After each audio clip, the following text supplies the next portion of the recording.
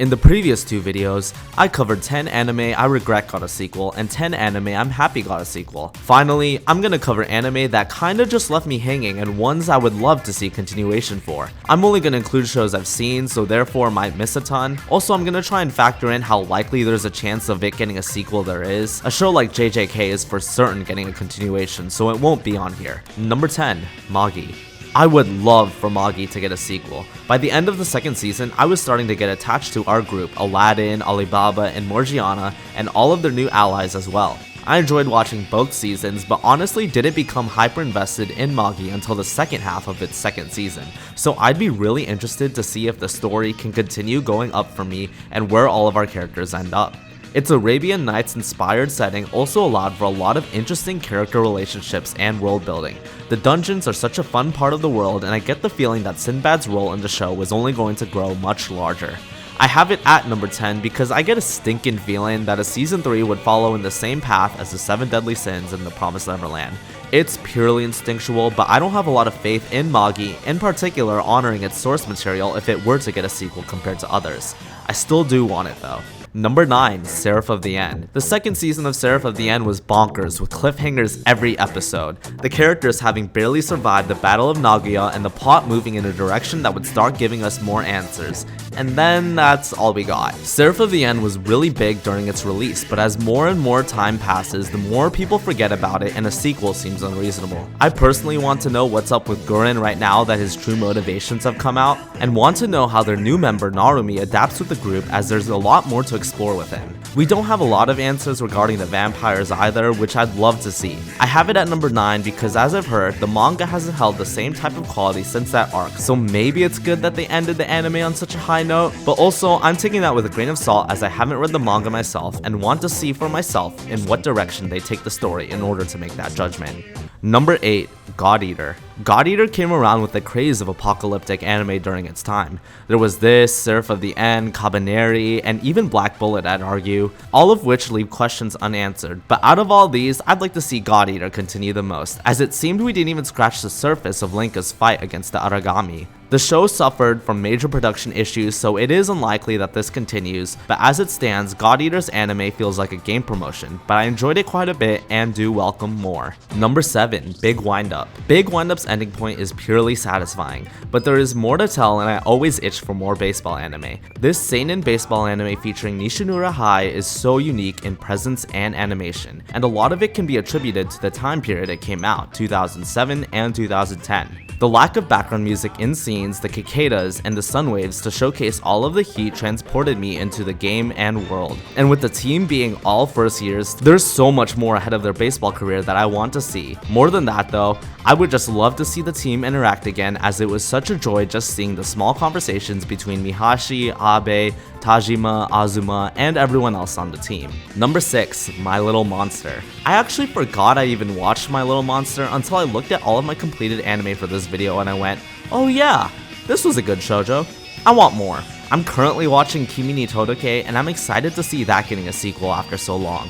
And with Fruits Basket getting a full-blown remake as well, I would love for a continuation of My Little Monster. Admittedly, I don't remember much, but I do remember the dynamic between the two MCs, Haru and Shizuku, being really refreshing. There was also the blonde-haired guy, Kenji, they introduced towards the end of the series that I felt had a lot more to offer. Another shoujo I think deserves a continuation is Blue Spring Ride, but my memory of My Little Monster is fonder and I'm now itching to re-explore this world.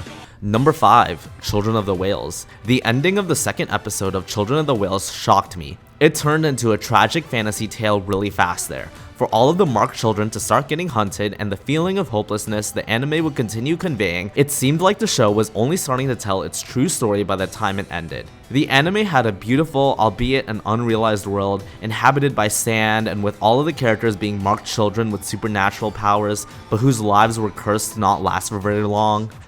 My only real complaint I had while watching the anime was that by the halfway mark, I could tell through its setup which character was going to bite the dust next. We see a transition by the end of the season that indicates the next chapter of the story, and I would love a season 2 to continue the plot and the struggles of these marked children to survive.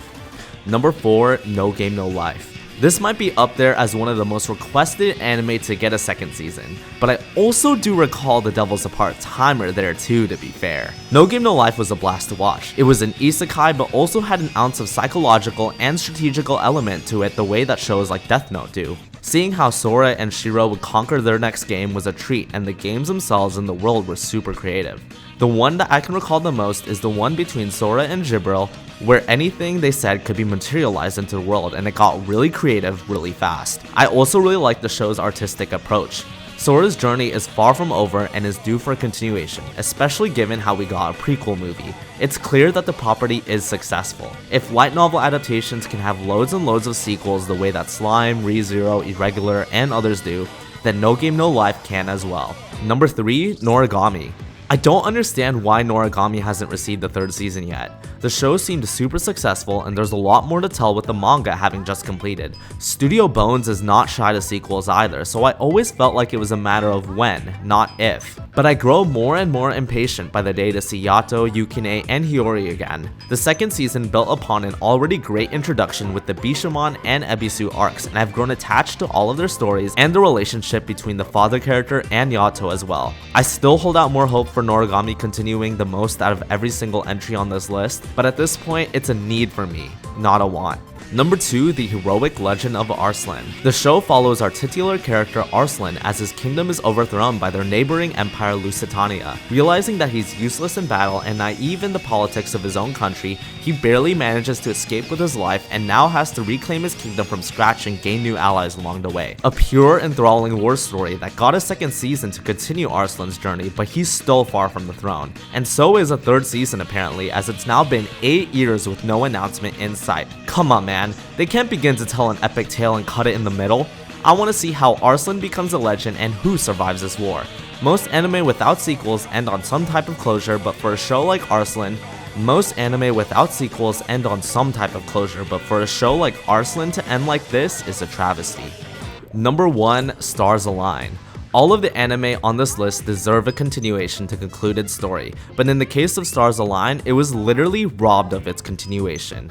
For context, the show was initially planned to be 24 episodes and was written out to be played that way.